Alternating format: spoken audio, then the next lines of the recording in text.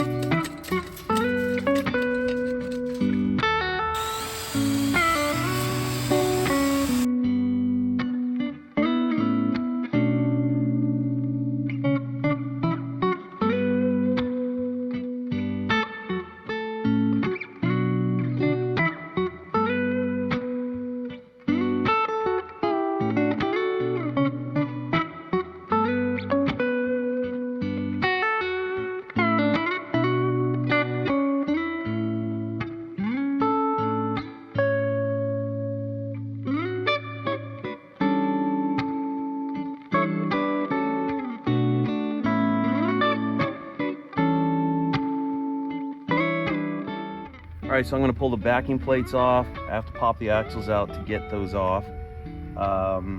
Then we can get into these areas where we can't get in there right now. Pull the third member out, pull the brake lines off, get behind there, clean all that up. And then I think we're ready to paint. All right, so to get the gears out of the housing, you got to take the bolts that hold the axle and the backing plate to the housing out. You got to pull the axles out in order to get the third member out. You can see these teeth on here. This side is what you use to adjust the preload on the bearings. There should be like a fork that goes in here to keep this from, vibrating off. It's not here now. There's a nut missing here, so maybe it was here at some point. But you won't see this on the other side. This would only be on one side.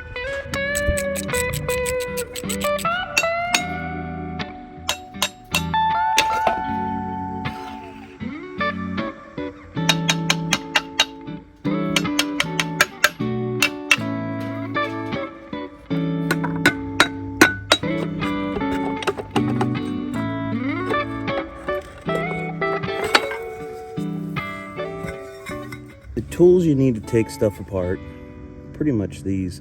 This guy is used to pull these springs here, and this guy is used to take the springs off up here, and you can use this side as a pry to pry it back on. Not that we're putting it back on.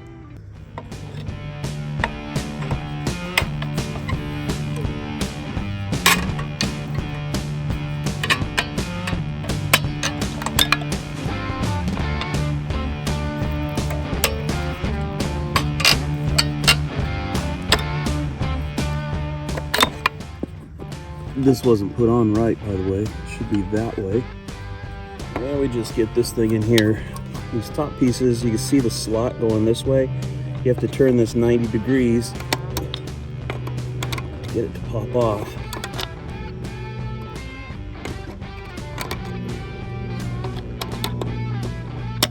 There you go. This pin looks like a nail, basically. You can see it goes through like this.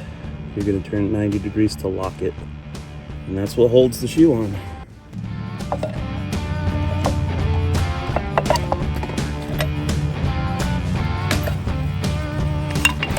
And then the e-brake, just gotta get that off like that. Turn it 90.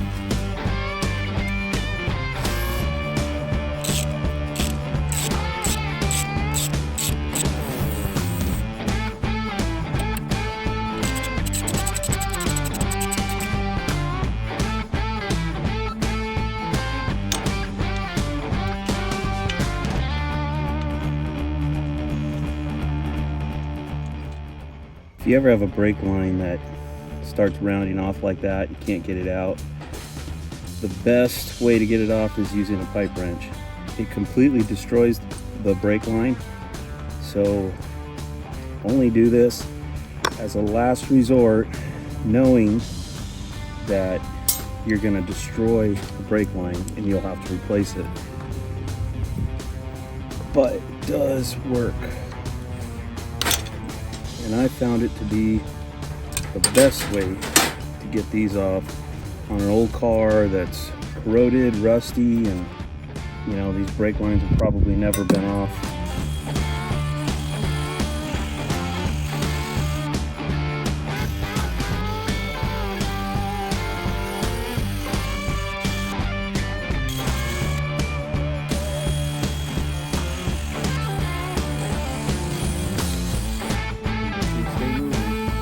Stop.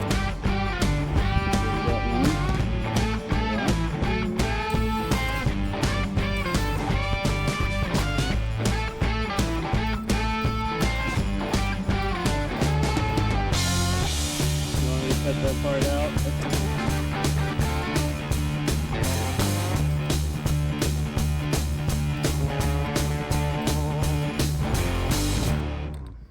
Popping the axles out, none of the gear oil leaked out, which is not a good sign. So we're going to pull the third member right now. Gear oil should be pouring out of it. We'll see if that's what happens. I have another third member I can use if this one doesn't look good.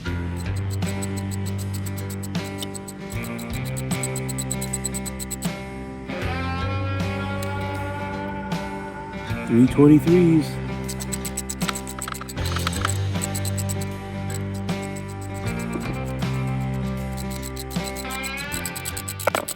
Just for documentation wise, the tab that shows the gear ratio is on the driver's side. Axle with the adjustment is on the passenger side.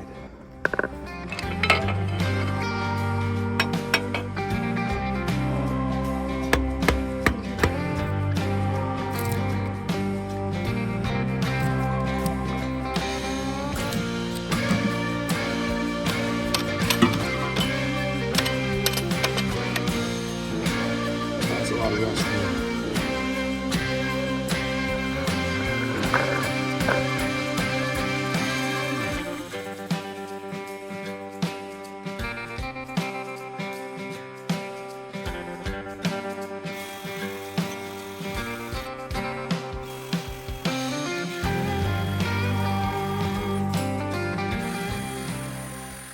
I was actually hanging out with some Mopar buddies and we were cruising around. Gosh, I can't remember what car we were in, but it must have been a Mopar. And as we're going down the street, this guy came out and he kind of like flagged us down, and he had a Challenger in the garage. He started talking, he was like, hey, does anybody need a third member 8 3/4? And we're like, you know, don't really need one. I mean, if it was a sure grip, you always need a sure grip, right? And he says, it's just an open rear end 323. But he says, oh, you just have it. So we're like, cool. So I got this free 323 open rear end. It's a 741 case, so really the only case that's worth any money is the 489. For what I'm gonna do, this case is plenty strong.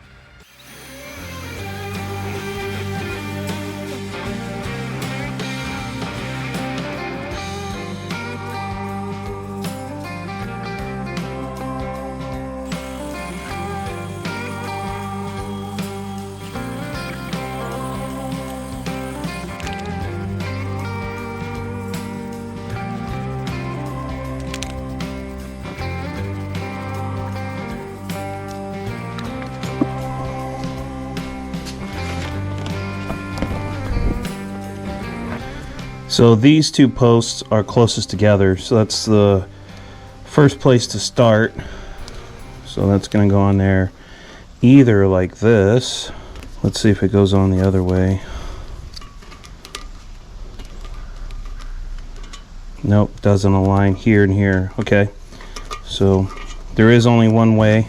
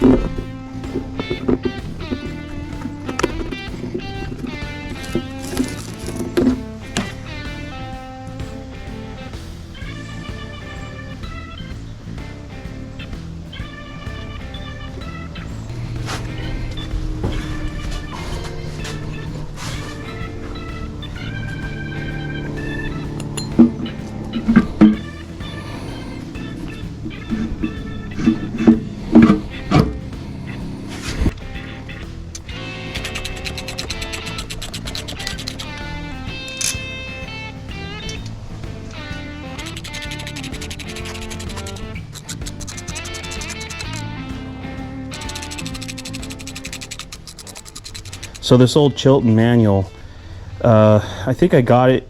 It was in a car that I bought years ago. If you ever find any of these at like a swap meet, no matter how tore up and beat up it is, like this one, some pages are missing at the beginning and the end, the cover's gone.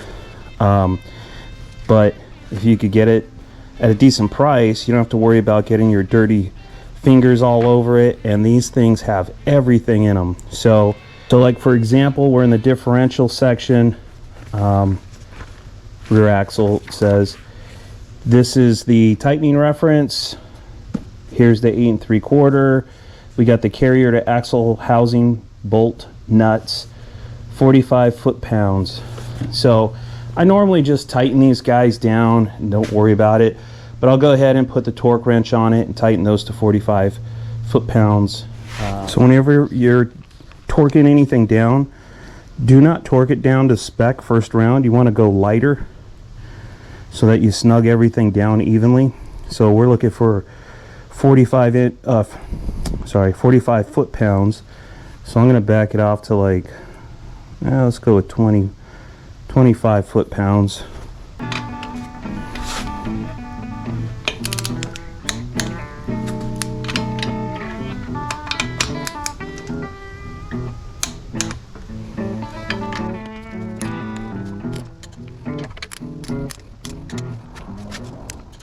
Okay, now we've got everything snug. Just like tightening a head, you want to crisscross back and forth. And then just in case you missed one, you want to go all the way around. This will make sure that if you did miss one, you catch it.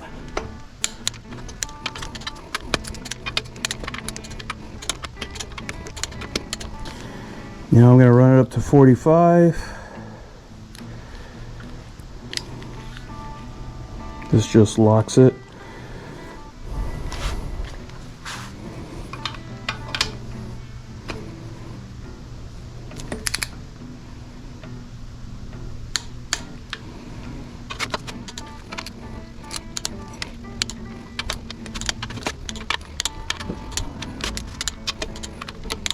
All right, done. All right, so next we're gonna clean up the backing plates, put those on, and then we can slide the axles in.